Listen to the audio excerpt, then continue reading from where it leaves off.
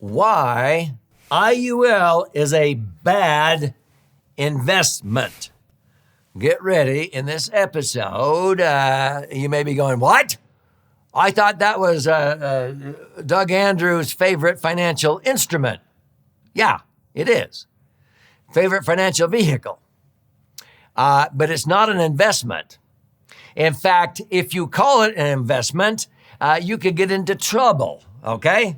So get ready. I'm going to show you what it is and the difference between an investment, according to the financial services industry definition, and what it really is because of what it does, okay? Get ready, and I'm going to clear up this confusion right off the bat in the next few minutes. So I'm Doug Andrew. I've been a financial strategist and retirement planning specialist now for more than 5 decades, helping thousands of Americans optimize their assets. When I say that, I mean increase the liquidity, safety, rate of return, and tax benefits, okay, by using max-funded IUL. Now, when you go, well, wait a minute. Doug Andrews says those are the key elements of a prudent investment. They are. A prudent investment, the key elements are liquidity, the ability to access your money when you need it, okay? Safety, not only of the institution, but safety of your principal, okay? Number 3 is earning a nice rate of return that hopefully outpaces inflation. And number 4, having some tax benefits. Those are the 4 key elements of a prudent investment.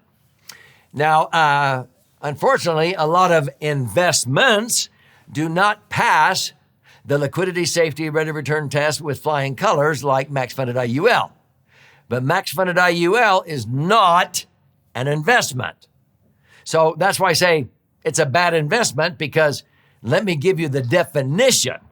And unfortunately, this is what causes so much confusion with the general public. I think it's pretty doggone sad when most Americans, they would consider college education for your kids and grandkids an investment. According to the financial services industry, you can't call a college education an investment. Really? Most Americans would call their house a good investment. Did you know in the financial services industry, you cannot call your house an investment? That's not an investment. And so can you imagine why the poor public gets so confused? And so I have been in all kinds of situations, seen litigation, courts of law, and they come out and they go, Doug, life insurance is not an investment. And you'll notice in my books, I have disclaimers there. Life insurance is not an investment, and it confuses some people. Well, what is it? Well, I'll tell you what it is here in just a moment. But because the regulators, it's called creative destruction, which is a term that Joseph Schumpeter came up with years ago. The industries, in this case, I'm talking about the financial services industry, they regulate and regulate and regulate and finally say, you can't call a house an investment. You can't call a college education an investment. You can't call life insurance an investment. Oh. And then people get confused, and then all of a sudden the industry implodes because the poor public, they get confused. And so sometimes in an audience, I'll ask people, okay, what would you call something that you put money into and it grows at a nice tax-free rate of return, averaging 7 to 10%? If you do it right and structure it correctly, your money will double about every 7.5 years. That's an average return of 9.6%, by the way. So that if you started out with $500,000, it would double to $1 million in 7.5 years. In another 7.5 years, it doubles to $2 million, and then to $4 million, then to $8 million. 500,000 grows to 8 million tax-free in 30 years. And then that 8 million can generate 800,000 a year of tax-free income for as long as you live, if you live to be 120. And at the end of the day, when you die, whatever you leave behind, that 8 million transfers income tax-free to your heirs.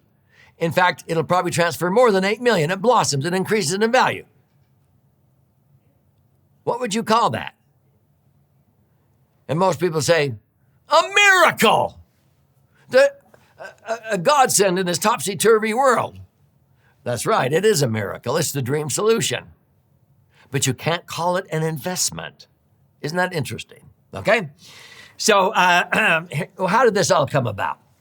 Let me share with you the history behind why life insurance cannot be called an investment. Back in 1980, I started in this business in 1974.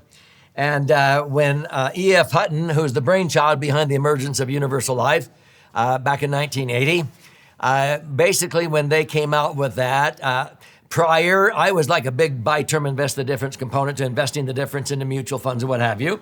But I realized that with 3,000 clients in 13 Western states that I had in 1980, I was hoping to average 12% rate of return. But I realized even if I could average 12, and Dalbar, who studies investor behavior, they said, no, if you bought and held during most 20-year periods in America, you would only average 9.14%. I was trying to time the market and earn 12, but it doesn't matter if you earn 9 or 12. That's not all your money. In a tax-deferred IRA or 401k, you're going to have to pay tax on it later, right? When you go to access the money. In a 33% tax bracket, you're not earning 9, you're netting 6. If I was earning 12%, I'm only netting 8. It's like playing red light, green light when you're a kid.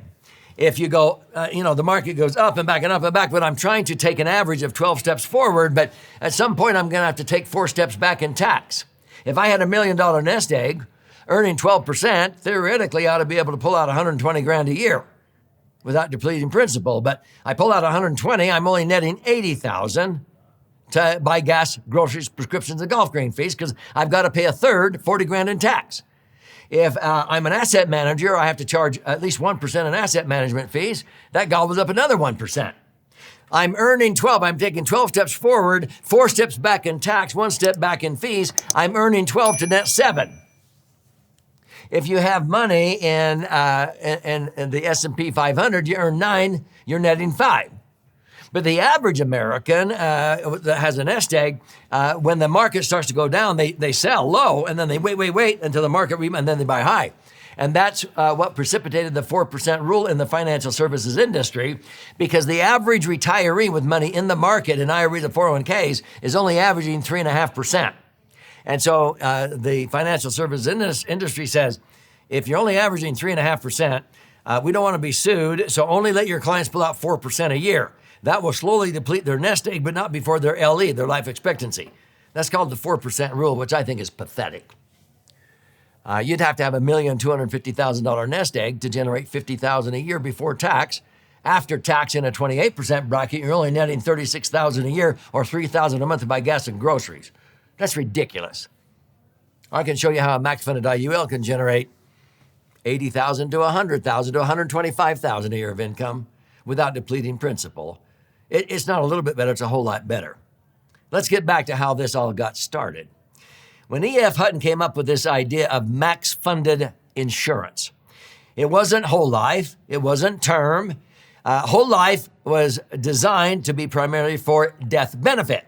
It has guarantees so that the death benefit will not lapse if you live your whole life, okay? That's fine if you are buying insurance for death benefit. Hutton says, what are we thinking? The best money managers in the world are the multi-trillion-dollar insurance industry, the backbone of America, okay? They weathered the Great Depression with flying colors. This is where banks and credit unions put 30 to 40% of their Tier 1 assets in insurance companies, okay? And so they said, let's just put people's money into life insurance, but let's take the least amount of insurance, death benefit, we can get away with, and put in the most money the IRS will allow as fast as they allow, and it turns into a tax-free cash cow. Did you hear that? So basically, I had clients in 1980. My 3,000 clients that were in mutual funds were never happier than when I got them out of a volatile market. If they came to me with $500,000, I was able to put $500,000 into a universal life policy, and they were able to earn 11 to 15%. If they only earned 11, they were netting 10. Only 1% of the interest they were earning went to all the costs and fees of the insurance. And so if they're netting 10%, they put in 500 grand, they were pulling out 50,000 a year tax-free, and they've been doing that ever since until they died. Folks, that's what E.F. Hutton did. It was living benefits. So here's what happened. There was a massive exodus of money leaving the banks and brokerage firms during that time period because these were safer, they paid higher interest, they were tax-free. And so the IRS went to Hutton and said, what are you doing? We're not doing anything wrong, they said. Well, who puts $500,000 into a dinky little life insurance policy? They said, our clients do.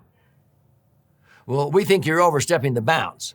What did E.F. Hutton realize? In the Internal Revenue Code, in one form or another, for over a century, money inside of a permanent life insurance policy grows tax-free. Interest dividends, it's tax-free under Section 72E. Section 7702 dictates how you can access your money, totally income tax-free, including all the gain while you're alive. Section 101A says at the end of the day, when you die, anything you leave behind transfers income tax-free, and it blossoms, it increases in value. Nothing else does that in the Internal Revenue Code, and E.F. Hutton realized that. Here's what the IRS had difficulty with. We think you're overstepping the definition of this. You're abusing it. So they took him to court. E.F. Hutton won, but then the IRS went to Congress and said, we need to change the definition of tax-free under these three sections of the code. So, in 1982, under the Tax Equity Fiscal Responsibility Act, they passed a tax citation, and they didn't know quite what they were doing, and so 2 years later, they redefined it under the Deficit Reduction Act. So this is called the TEFRA, DEFRA corridor or tax citations. What did it dictate? TEFRA and DEFRA dictated the minimum death benefit that you had to have attached to the universal life policy so that it didn't exceed the definition of tax-free under these three sections of the code. If you were trying to put $500,000 in a dinky little $10,000 life insurance policy, they said, you're abusing the code. You need to have a commensurate amount of insurance based upon your age, gender, and health, but they did give parity, meaning equality. Didn't matter how old you were, if your objective was the best net internal rate of return, the older you were, the less insurance you could get away with, so the cost of insurance was the same. Whether you were 20 years old, 60-year-old, or 80 years old, the insurance costs the same because the amount of insurance required is less every year you are older to accommodate the same amount of money you might want to put in, okay? Now, this is amazing because I had a 78-year-old put in $500,000 and he earned 11 and netted 10. He was able to pull out $50,000 a year tax-free, just like a 20-year-old, because the cost of his insurance at age 78 was the same as a 20-year-old. The 20-year-old, if she would have wanted to put in $500,000, she would have been required to have $5 million of insurance. He was only required to have about $750,000. See? Because they didn't do it for the insurance, they did it for the rate of return. That's what E.F. Hutton designed it for. Now, they also, because there was a massive exodus of money leaving banks, brokerage firms, credit unions into these because they're safer, they pay higher interest, they were tax-free, they blossomed when you died. The banks and credit unions couldn't compete, but they didn't want to kill tax-free insurance because this is where they put 30 to 40% of the money that's deposited in the bank. They put it into insurance companies. So they didn't want to kill it. They liked to have tax-free growth too. They just wanted to slow the flow.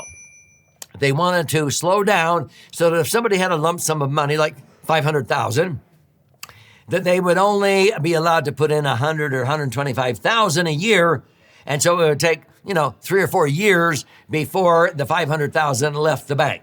They could handle a slower process. They wanted to slow the flow of money leaving their bank. That's TAMRA. That's the Technical and Miscellaneous Revenue Act of 1988. If you violate TAMRA, your money only grows tax deferred, not tax free. If you go to access money, it's now taxable, okay? Most people, they want tax-free income.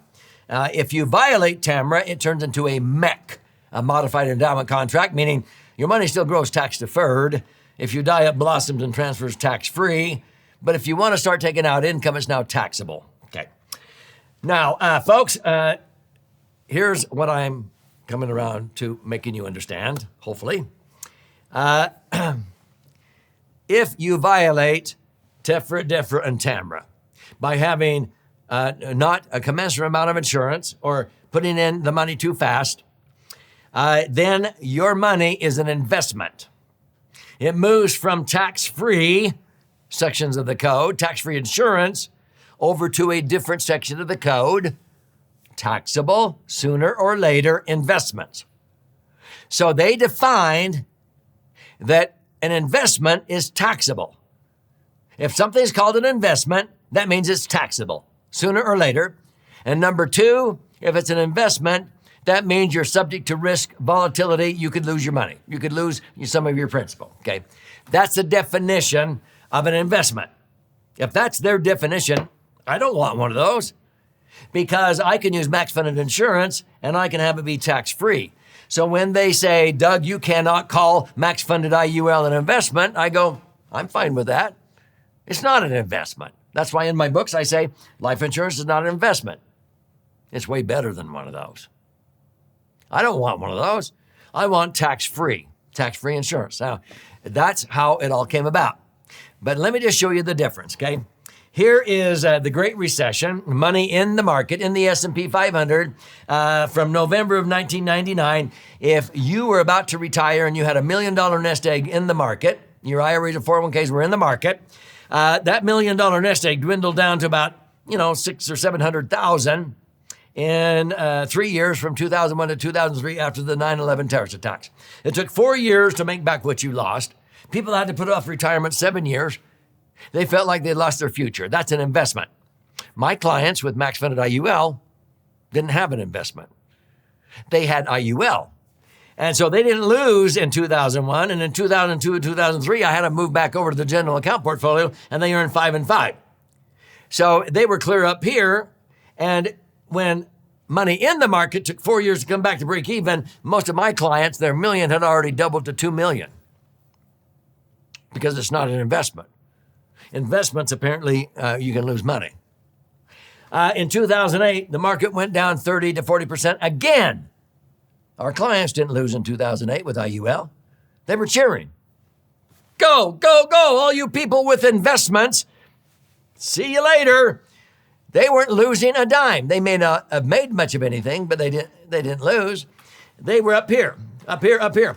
And then as soon as 2009 hit, most of our clients locked in gains of 16% in 2009 after not losing a penny. People with money in investments, it took 4 more years to come back to break even. They finally had $1,046,800 to show for the million they started with.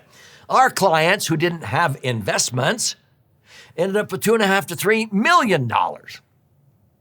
I'm fine. I don't want an investment if that's what it is.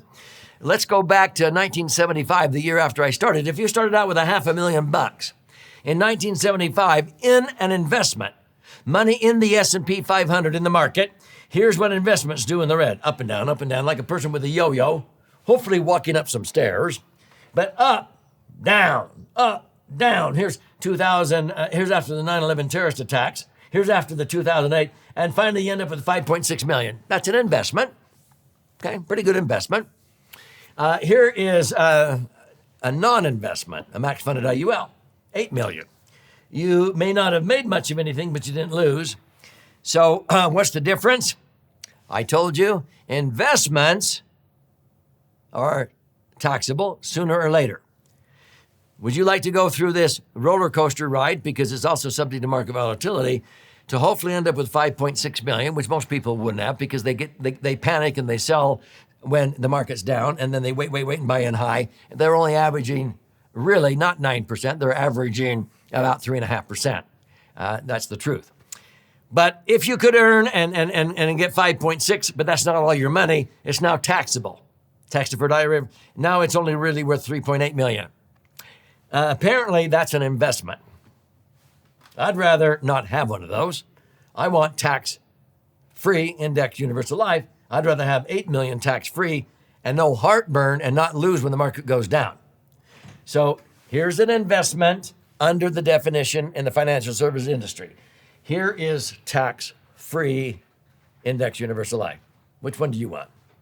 Okay, that's why I say IUL is a bad, quote, investment because you don't lose money when the market goes down and you don't pay tax. And apparently investments do.